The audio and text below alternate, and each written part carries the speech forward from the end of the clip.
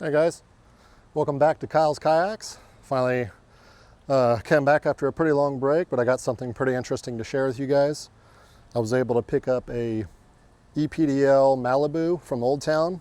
I got it on the used market. I got an insane deal on this thing, and I'd figured I'd go ahead and do a small review for you and talk about pros, cons, like, don't like, specs, what it's like on the water, all that kind of stuff. So let's get into just the specs itself. 12 foot, 34 inches wide.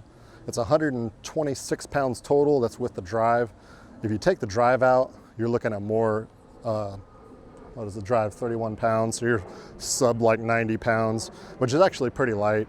It's basically a salty redone. It's got your power port here that connects to your pedal drive here. This pedal drive is 31 pounds, so it's significantly heavier than the old salty. Your battery under here, stored right under your seat. It is a small 20 amp hour battery, but I'll get into like how long it lasts here in a minute. But pretty good sized tank well here in the back, typical rudder. I will say this rudder is, it does look small, but it sticks down far enough to where it can turn you on a dime. You got your side paddle holder here.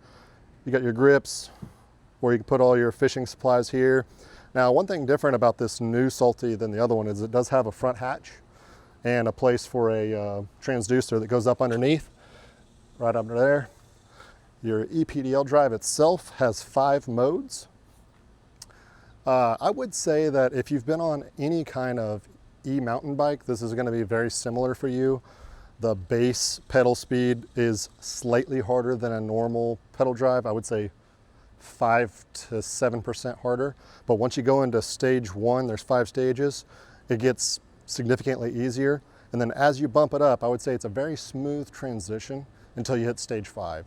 Once you hit stage 5, that thing flies. I'm talking like over 5.5 miles an hour. You probably push 6 miles an hour if you have the wind at your back. It's kind of scary how it takes off. It's literally just like an e-mountain bike on your max mode. Like whenever you're pedaling, it just starts taking off like a horse. So it's pretty funny. As far as the weight capacity of this thing, you got only 223 pounds of usable. So you're definitely gonna need to take your body weight into consideration. I took it out fishing all day long. I had probably about 30 pounds of gear, had no issues. I do have Old Town's one-way scuppers in here that seem to really help a lot. Stability wise, it's pretty good. It's a 34-inch kayak. It's gonna be equivalent to anything that's around that size. The biggest difference with this is this thing is just fast and nimble. I mean, this thing you can turn on a dime.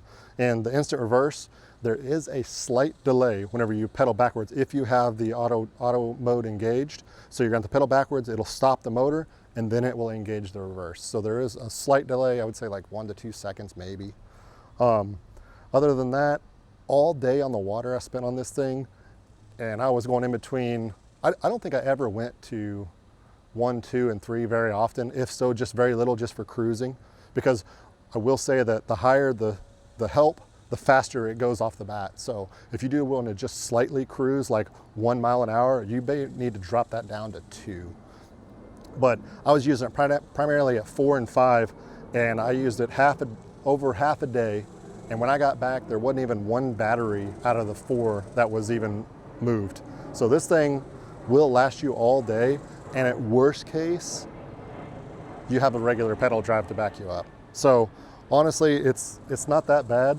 I would say this is not a all-you-can-do fishing kayak itself. This is more of like a recreational fishing kayak. It still has your rod holders here, here, and here. But I would say if you want to load something down, this is not the kayak for you. You may want to look at the EPDL Pro 120 EPDL. But also these things do come with kill switches right here that you need to attach to yourself just in case you do go over to kill the motor. That way it doesn't keep going without you. But as far as my whole rating on this thing, I do really like it. I love the e-bike design. I hope more kayaks actually end up taking that over. But that's what I think, and hopefully you guys like this video, and stay tuned for the next one. On the next video, I have a Kaku Zulu X3 and the Garmin Force Current coming up on my next 2 videos. So hopefully you guys like and subscribe. Thanks. Bye.